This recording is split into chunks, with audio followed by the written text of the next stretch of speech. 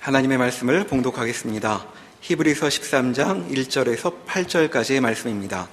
신약성경 367면 어간에 있습니다. 히브리서 13장 1절에서 8절까지의 말씀입니다. 형제 사랑하기를 계속하고 손님 대접하기를 잊지 말라. 이로써 부지중에 천사들을 대접한 이들이 있었느니라. 너희도 함께 갇힌 것 같이 갇힌 자를 생각하고 너희도 몸을 가졌은즉 학대받는 자를 생각하라. 모든 사람은 결혼을 귀히 여기고 침소를 더럽히지 않게 하라. 음행하는 자들과 간음하는 자들을 하나님이 심판하시리라. 돈을 사랑하지 말고 있는 바를 족한 줄로 알라. 그가 친히 말씀하시기를 내가 결코 너희를 버리지 아니하고 너희를 떠나지 아니하리라 하셨느니라. 그러므로 우리가 담대히 말하되 주는 나를 돕는 이시니 내가 무서워하지 아니하겠노라. 사람이 내게 어찌하리요 하노라. 하나님의 말씀을 너희에게 일러주고 너희를 인도하던 자들을 생각하며 그들의 행실의 결말을 주의하여 보고 그들의 믿음을 본받으라. 예수 그리스도는 어제나 오늘이나 영원토록 동일하시니라. 아멘. 히브리서는 역사적 환경이 열악했고 예수를 믿는데 여러 어려움을 겪은 교회입니다. 거기에 보낸 편지지요. 제일 많은 의문은 왜 예수를 주시고 구원하시고 감동이 있게 하셨는데도 불구하고 신앙 인생이 이렇게 고단한가 하는 문제였습니다. 저들은 거의 이제 자폭 지점에 이르렀고 체념하고 절망하고 있습니다. 그러나 우리가 살펴본 대로 예수를 믿는다는 것은 구원이 예수님이 오셔서 죄로 말미암아 죽을 수밖에 없는 우리를 구원했을 뿐만 아니라 우리를 만들어가는 기간을 가진다고 가르치고 있습니다. 십자가로 구원한 우리를 승천하사 하늘 보좌 우편에서 우리를 위하여 기도하시는데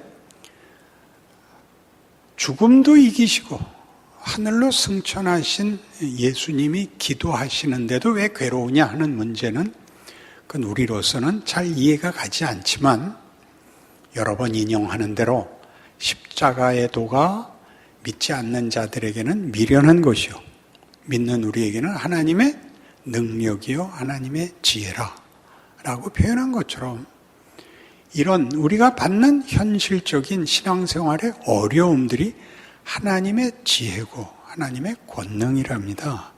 우리가 모르는 거죠. 우리가 자식들 길러보면 자식들이 꼭 그 말 하지 않나요? 몇 밤 더 자면 학교 안 가도 돼. 그런 질문 안 받아보셨나요? 엄마는 왜 마귀 할멈 같아? 그런 얘기 안 들어보셨나요? 애를 닥달을 해야죠. 가만 놔두면 바보가 되지 않습니까? 사람을 만들어야죠.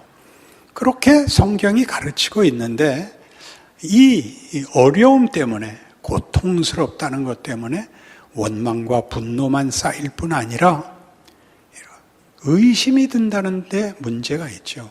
내가 무엇을 잘못했을까? 무엇만 하면 이 고통에서 벗어나고 쉬운 신앙생활을 할 수 있을까? 여기가 이제 문제의 핵심이 되는 부분입니다. 우리는 쭉 살펴보았습니다. 십자가에서 죽으신 예수는 우리를 구원하셨을 뿐만 아니라 구원을 영광으로 완성시키려 하는데 그 완성의 중요한 내용이 우리의 책임이었습니다. 책임이란 여기서 뭘 의미하느냐 하면 우리의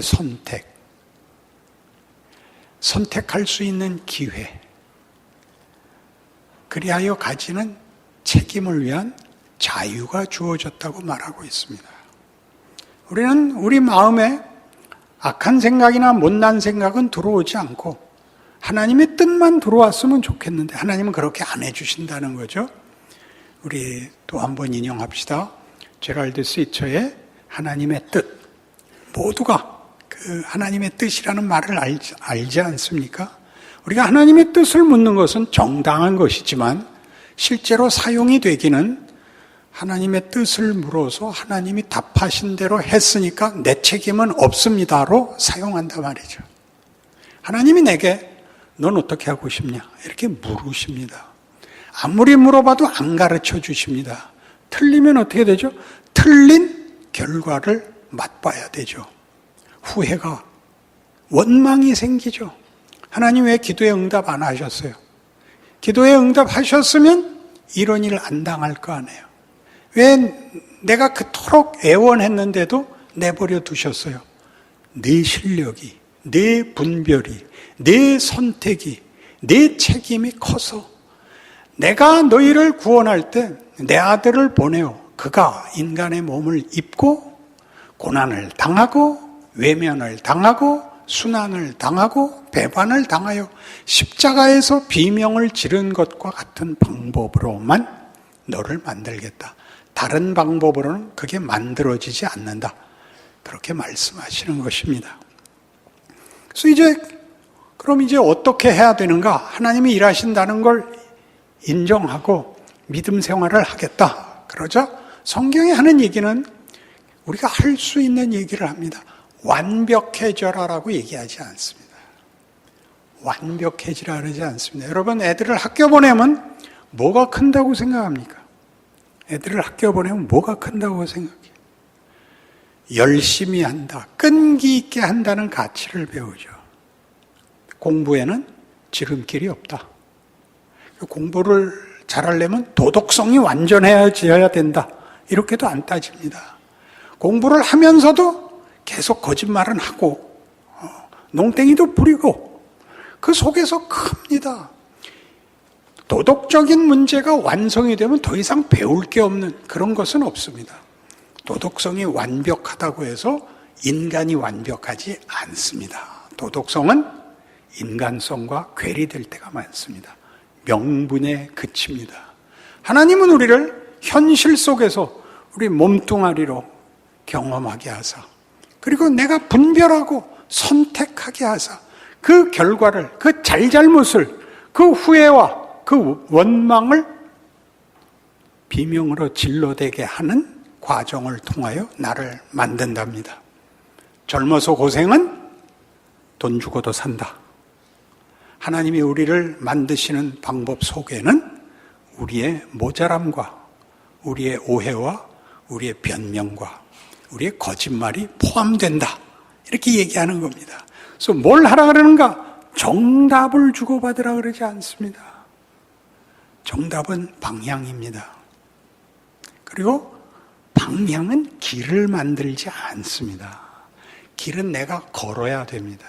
그 방향으로 걸어간 것만큼 길이고 내가 되는 것입니다. 그니 뭘 하라 그러죠? 형제 사랑하기를 계속해라. 여기서 형제는 누굴까요? 신앙 공동체입니다. 우리는 새로운 가정입니다. 새로운 가족이고 같은 고백과 같은 하나님의 자녀로서 공동체입니다. 그러나 이 형제 사랑이라는 말을 댈 만한 공동체가 만들어지는데 너무 어려움이 많습니다. 초점이 빗나가 있어서 그렇습니다. 도덕적 완성, 그리고 형통하기를 바라는 마음, 이것들이 우리의 교제를 막습니다. 우리가 주고받을 수 있는 것이 뭔가? 그런 생각을 하게 되죠. 뭘 속 얘기를 하겠는가? 뭘 아쉬운 소리를 하겠는가? 그런 거 말고 반가워하십시오.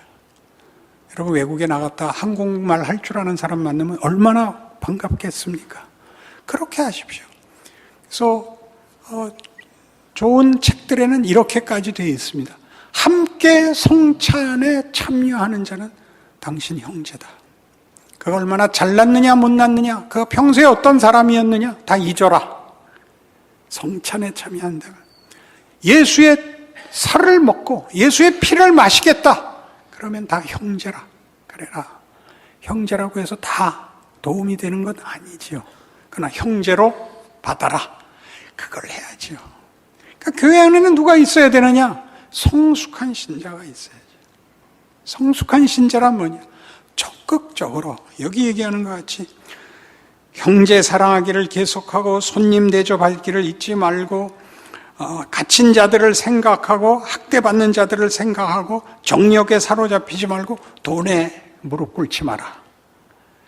이런 것들은 도덕적, 종교적 주장이 아닙니다.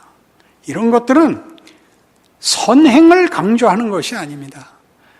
기독교는 착하면 천국 가는 데가 아닙니다. 죄인들이 가는 데입니다.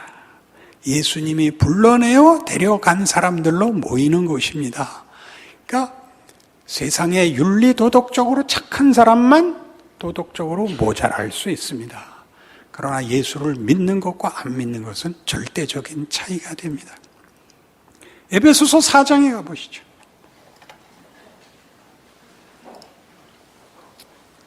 신약성경 319페이지 314페이지 에베소서 4장 17절입니다. 그러므로 내가 이것을 말하며 주 안에서 증언하노니 이제부터 너희는 이방인이 그 마음에 허망한 것으로 행함같이 행하지 말라. 그들의 총명이 어두워지고 그들 가운데 있는 무지함과 그들의 마음이 굳어짐으로 말미암아 하나님의 생명에서 떠나 있도다. 그들이 감각 없는 자가 되어 자신을 방탕히 방임하여 모든 더러운 것을 욕심으로 행하되 오직 너희는 그리스도를 그같이 배우지 아니하였느니라. 진리가 예수 안에 있는 것 같이 너희가 참으로 그에게서 듣고 또한 그 안에서 가르침을 받았을진데 너희는 유혹의 욕심을 따라 썩어져가는 구습을 따르는 옛사람을 벗어버리고 오직 너희의 심령이 새롭게 되어 하나님을 따라 의와 진리의 거룩함으로 지으심을 받은 새 사람을 입으라. 이렇게 됐습니다. 여러분이 아는 단어, 여러분이 아는 개념으로 성경을 읽어내시면 안 됩니다. 그러니까 옛사람은 마음이 굳어지고 감각 없는 자 되어 방탕과 더러움을 행했고 예수 안에 있는 자들은 심령이 새롭게 돼서 진리와 거룩함으로 산다. 이걸 도덕적으로 분리하지 마시고 이렇게 전혀 다른 세상을 구별하고 있는 것입니다. 세상은 살려면 악착 같아야 됩니다. 거짓말해야 되고 더 맹렬해야 되고 더 악해야 됩니다. 그건 세상이 잘못이기 이전에 그것 외에 다른 방법이 없습니다. 저것들은 거짓말을 해. 그러지 마시고 방법이 없습니다. 해안가에 사는 마을은 다 생선 먹습니다. 산골짜기에 사는 마을은 다 나물 먹습니다. 죄가 아니고 도덕적인 죄가 아니고 그것밖에 없습니다. 그렇게 살던 이 세상에 예수께서 오셔서 우리를 여기 있는 것 같이 진리와 거룩과 영광이라는 세계로 우리를 불러내셨습니다. 물론 비교해도 우리가 비교할 수 없이 잘난 것이죠. 명예롭고 영광된 것이죠. 나라가 그렇습니다. 이 나라에는 거짓이 들어오거나 악한 것이 들어오거나 무슨 거짓말을 할 필요가 없는 것입니다. 여기에는 하나님이 예수 안에서 무한정 주시는 우리가 생산하는 것이 아니라 예수께서 십자가에 달려 죽으시는 그 커틀라인, 그를 죽인 커틀라인까지 다 담아낸, 거기에서 더 빠져나갈 데가 없는 데까지 그물을 친 그 세상인 것입니다. 그러니 이제 봐라. 저기는 아무런 명예도 없고 저기는 아무런 가치도 없고 저기는 아무런 보람도 없는 세상이었고 또 모든 내용이 그랬다. 지금은 어떠냐? 너희는 영생을 가졌다. 영생은 생명이 영원히 존속된다는 뜻이 아닙니다. 가치가 영원하다는 것입니다. 그리고 그 가치가 계속 자라난다는 뜻이죠. 머물러 있는 것이 아니라 보관되어 있는 것이 아니라 자라납니다. 계속 하루가 새롭습니다. 반복되이 새로운 것이 아니라 자라기 때문입니다. 시간이 하나님의 창조물이고 시간이 우리를 나이 먹게 하듯이 하나님이 주신 은혜와 복들을 자라서 끝없이 우리를 끌고 갈 것입니다. 그게 천국이고 지금 우리가 그 인도함에 이미 붙잡혀 있어서 살고 있습니다. 이게 우리 자리입니다. 그럼 우리에게 말을 하죠. 너희에게 이것을 담아놨다 정도가 아니라 너희가 결정해라. 세상 속에서, 세상 사람들이 못난 소리하고 공포와 권력으로 너를 압도하여 무릎 꿇리려고 할 때 너는 이제 구원을 받은 자로서 밝은 눈을 가지고 분별을 해라. 저기는 끝이 뭐냐? 저기 사망이다. 사망이라는 것은 헛되다는 거죠. 가치가 없다는 거죠. 쓸데없다는 거죠. 절망이라는 거죠. 우리는 뭐냐? 영생이라는 거죠. 그러니 너 명예롭게 살아라. 위대하게 살아라. 굉장하지 않냐? 뭘 할까요? 같은 믿음의 형제들끼리 반갑게 살아라. 반갑게 살아라. 손님을 대접해라. 손님 대접이 뭡니까? 이해관계를 떠난 사람, 구차는 사람이죠. 볼 일이 없는데 마주친 사람 아닙니까? 손님을 대접해라. 그리고 갇힌 자들을 생각해라. 어려움을 겪는 자들을 돌아봐라. 욕심에 빠지지 마라. 너 좋은 거 하지 말고 하나님이 너에게 부탁한, 너에게 만든 것을 뺏기지 마라. 헛되이 살지 마라. 돈에 무릎 꿇지 마라. 그것들이 여기서 하는 얘기입니다. 우리를 어디로 끌고 가죠? 이 에베소서 4장 25절. 그런즉 거짓을 버리고 각각 그 입과 더불어 참된 것을 말하라. 이는 우리가 서로 지체가 됨이라. 분을 내어도 죄를 짓지 말며 해가 지도록 분을 품지 말고 마귀에게 틈을 주지 말라. 도둑질하는 자는 다시 도둑질하지 말고 돌이켜 가난한 자에게 구제할 수 있도록 자기 손으로 수고하여 선한 일을 하라. 무릇 더러운 말은 너희 입 밖에도 내지 말고 오직 덕을 세우는 데 소용되는 대로 선한 말을 하여 듣는 자들에게 은혜를 끼치라. 하나님의 성령을 근심하게 하지 말라. 그 안에서 너희가 구원의 날까지 인치심을 받았느니라. 너희는 모든 악독과 노함과 분냄과 떠드는 것과 비방하는 것을 모든 악의와 함께 버리고 서로 친절하게 하며 불쌍히 여기며 서로 용서하기를 하나님이 그리스도 안에서 너희를 용서하심과 같이 하라. 할 수 있습니다. 여러분이 해야 됩니다. 여러분만 할 수 있습니다. 해보십시오. 이런 비교들과 이런 권면이 여러분에게 금방 웃음을 자아내지 않고 이렇게 받아들여지지 않는 이유를 월터 브루그만이라는 구약 신학자가 쓴 글에 이렇게 잘 표현되어 있습니다. 제가 읽죠. 성경은 우리로 하여금 삶의 전반에 걸쳐 직면하는 세상의 현상, 상징, 그리고 운명에 대하여 긴장과 모순 관계를 만든다. 곧 우리를 역세상으로 이끄는 것이다. 역세상. 영어로 카운터 월드입니다. 반대하는. 이 세상과 우리는 반대, 서로 부딪히는, 충돌하는 상태에 있다고 합니다. 우리는 이 세상이 실현 가능한 모든 세상들 가운데 최선이 아니라는 사실을 너무나 잘 안다. 그 결과 성경의 역세상은, 카운터 월드는 우리로 하여금 현실에 대항하며 신뢰와 확신을 줄 수 있는 하나님의 하나의 세상을 갈망하게 한다. 그렇죠? 그래서 예수 믿지 않았나요?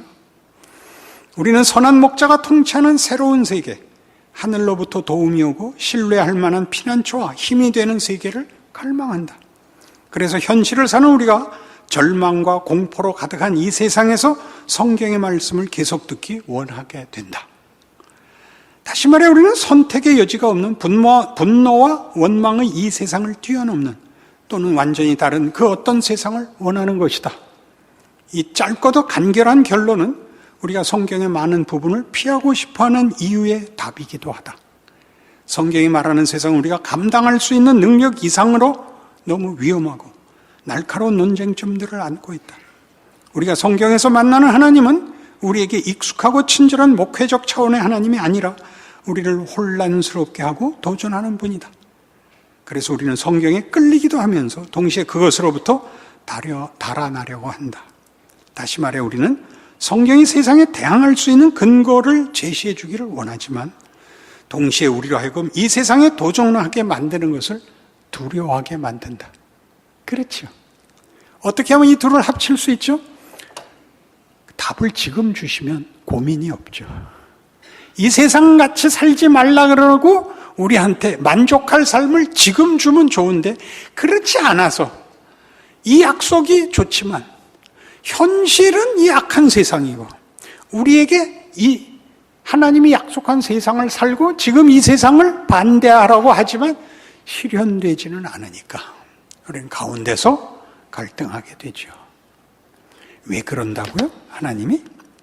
그게 우리에게 유익하기 때문이랍니다.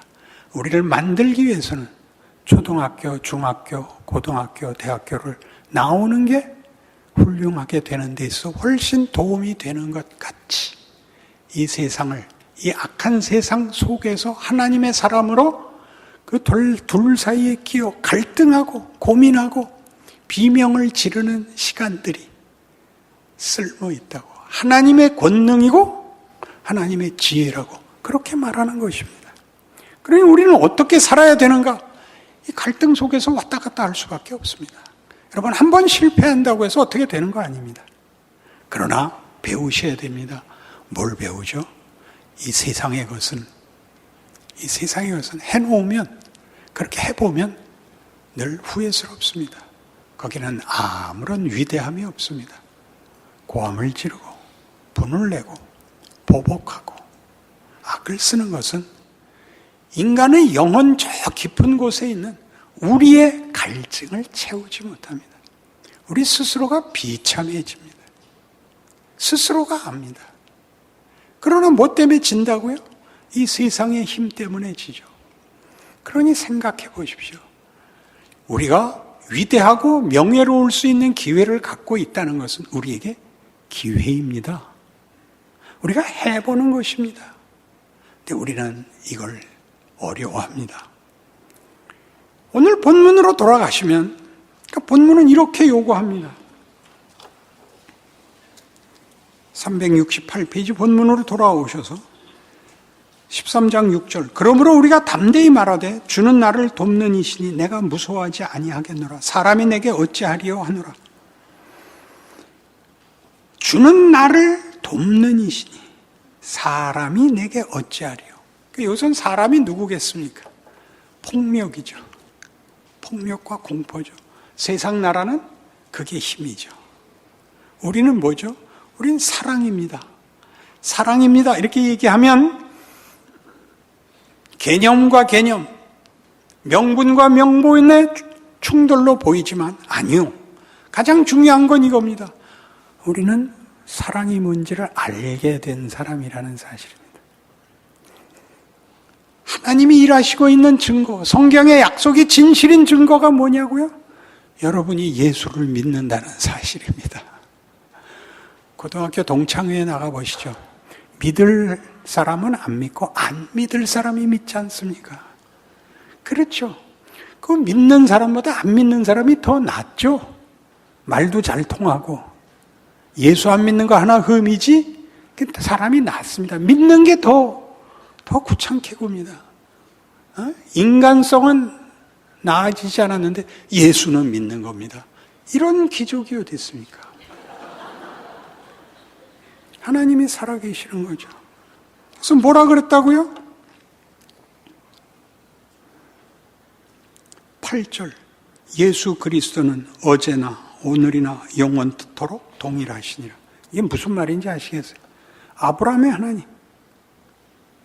아브라함을 믿음의 조상으로 만드신 하나님. 그가 그때 그렇게 일했듯이 우리에게도 일을 해서 내가 아브라함이다. 아브라함에게 이름을 주셨던, 명예를 주셨던, 그 운명을 주신, 완성하시니가 오늘 내 하나님이다. 예수를 보내어 하나님의 진심을, 하나님의 목적을, 그 사랑을 모든 폭력과 그리고 모든 비열함을 극복하고 힘으로 극복하지 않았습니다. 그리고 만들어내신 하나님이 나에게 폭력이 아닌, 비열함이 아닌 정말 거룩한 것으로 힘이 되게 하시겠다고 약속하셨고 지금 하고 계신다. 이렇게 말씀하시는 것입니다. 그게 모든 신앙인들의 현실이요, 현장이요, 경우인 것입니다. 하셔야 됩니다.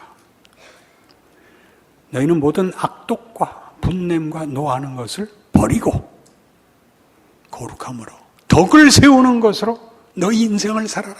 얼마나 거룩함으로 부르는 것입니까? 얼마나 위대함으로 부르는 것입니까? 우리 닭다리 손으로 뜯어먹는 게 헨리 8세식이라는 건데, 그 무식한 왕이 굳혀놔서 이렇게 집어먹는데, 집어먹는 게 편합니다.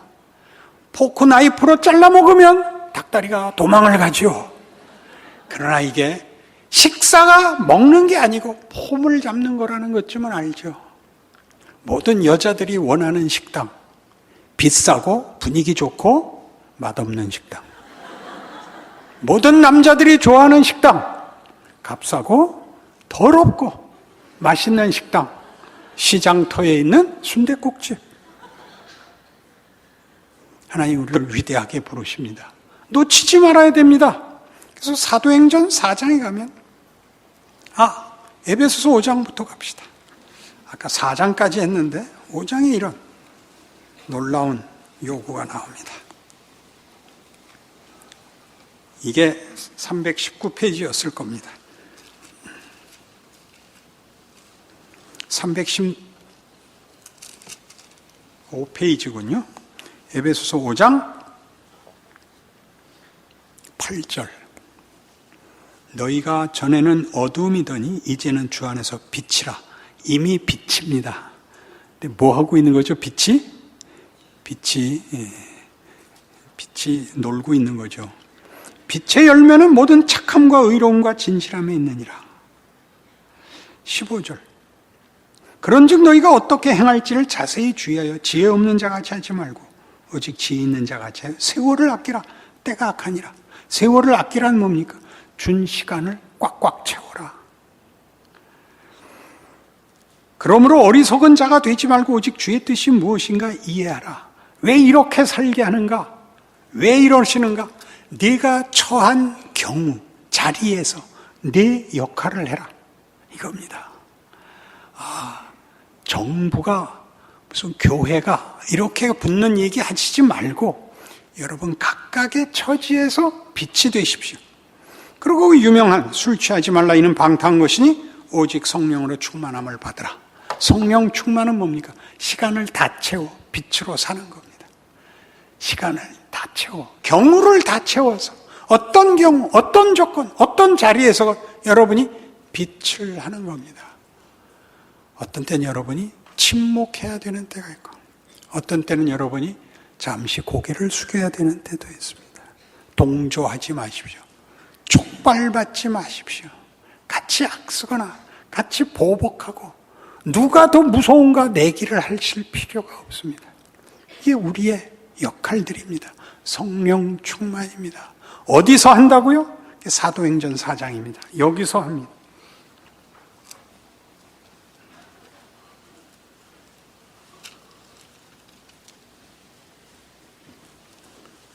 (193페이지) 사도행전 4장 23절.